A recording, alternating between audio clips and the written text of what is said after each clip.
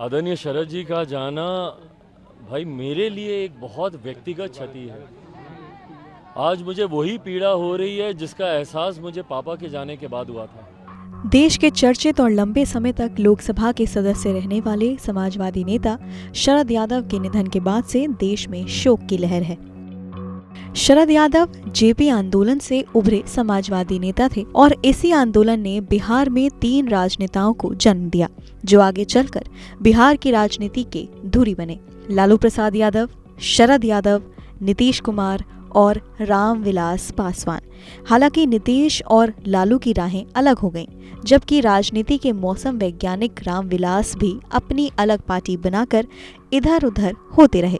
शरद यादव मध्य प्रदेश की सियासत छोड़कर बिहार आ गए। शरद यादव की रामविलास पासवान से काफी घनिष्ठता थी। 1989 में जनता दल से वीपी सिंह की सरकार बनी। उस समय शरद यादव केंद्रीय मंत्री बनाए गए। रामविलास पासवान भी पहली बार वीपी सिंह की सरकार में ही मंत्री बने थे। नीतीश कुमार भी वीपी सिंह की सरकार में सांसद थे। इसी दौरान दोनों के बीच दोस्ती काफी गहरी हो गई। लालू प्रसाद यादव भी उस वक्त जनता दल में थे। जनता दल और कांग्रेस के गठबंधन के विरोध में जॉर्ज फर्नांडिस और नीतीश कुमार जैसे नेता बीजेपी के समर्थन को तैयार थे। शरद यादव तैयार नहीं थे, जबकि बीजेपी के कई नेताओं से उनके गहरे संबंध थे। बावजूद इसके वो नहीं चाहते थे कि जेडीयू बीजेपी के साथ शामिल हो। जॉर्ज फर्नांडिस और नीतीश कुमार तो ऐसा ही चाहते थे, लेकिन फिर भी रामविलास पासवान के कहने पर शरद यादव को हाँ करनी पड़ी। वो शरद यादव जो कभी किसी के फेवर में जल्दी बात नहीं करते थे, उसी शरद यादव ने रामविलास के मनाने पर बीजेपी में शामिल होना लाजमी समझा। फिर समय बीतता गया और पॉलिटिक्स होती गई। लोग अपने हिसाब से बीजेपी से जुड़ते गए और अलग होते गए, लेकिन शरद यादव और रामविलास पासवान के बीच मतभेद था, लेकिन कभी भी मनभेद नहीं हुआ। साल 2020 में बिहार विधानसभा इलेक्शन से जस्ट पहले रामविलास पासवान का निधन हो गया। उस समय भी शरद यादव काफी भावुक हुए थे। रामविलास पासवान और शरद यादव के बीच रिश्ते काफी मधुर थे। यही कारण था कि साल 2021 में जब पशुपति पारस और चिराग पासवान ने अलग होना बेहतर समझा, तब शरद यादव ने जाकर चिराग से मुलाकात की। ये वो समय था जब चिराग पासवान बेहद अकेले हो गए थे। पार्टी ने उन्हें दरकिनार कर दिया था और पार्टी के लोग तो एक तरफ थे ही, अपने भी पराये हो गए थे। शरद यादव ने उस समय चिराग पासवान का मनोबल बढ़ाया था। शरद यादव ने कहा कि रामविलास पासवान उनके काफी करीबी मित्र थे, उनके साथ गहरा लगाव था।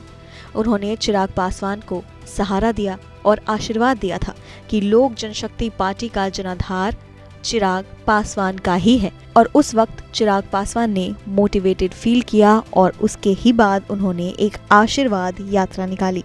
आज जब शरद यादव हमारे बीच नहीं है, तब चिराग पासवान भी काफी भावुक हैं। सुनिए उन्होंने क्या कहा। मुझे उनके साथ की कोई राजनीतिक यादें ही नहीं है, सिर्फ पारिवारिक यादें हैं कि कैसे मैं एक बच्चे के तौर पर उनकी गोद में खेलता था, उनके परिवार के साथ, उनकी बेटियां, उनके बेटे शांतनु, हम सब भाई बहनों की तरह कैसे एक साथ एक घर में खेलते थे, कूदते थे। यही तमाम यादें हैं मेरी उनके साथ। लेकिन अंतिम समय में जो हुआ उनके साथ गलत था। जिस तरीके से उनको राष्ट्रीय अध्यक्ष के पद से हटना पड़ा, जिस तरीके से उनके खिलाफ बयानबाजी हुई, उनको आप कैसे देखते हैं? अंतिम दिनों में जिस तरीके से, और वही है भाई, आज बहुत से लोग आएंगे, उनके बारे में बड़ी बड़ी बातें कहेंगे, आंसू बहाएंगे, पर ये लोग उस वक्त कहाँ थे जब वो अपने जीवन के अंतिम दौर में सबसे विपरीत परिस्थितियों से गुजर रहे थे।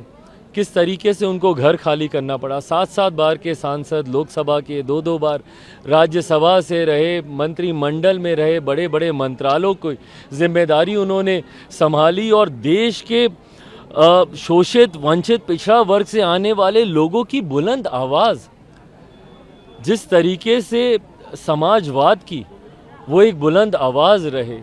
छात्र आंदोलन से निकले, कोई ऐसा लड़ाई नहीं होगी जिसमें उन्होंने बढ़ चढ़कर अपना योगदान नहीं दिया, और अपने अंतिम दिनों में किस परिस्थिति में वो रहे, उनके घर को खाली कराया गया। आज वही तमाम लोग जो उनके बारे में बड़ी बातें कर रहे हैं, पर थे कहाँ उस वक्त उनका साथ देने के लिए।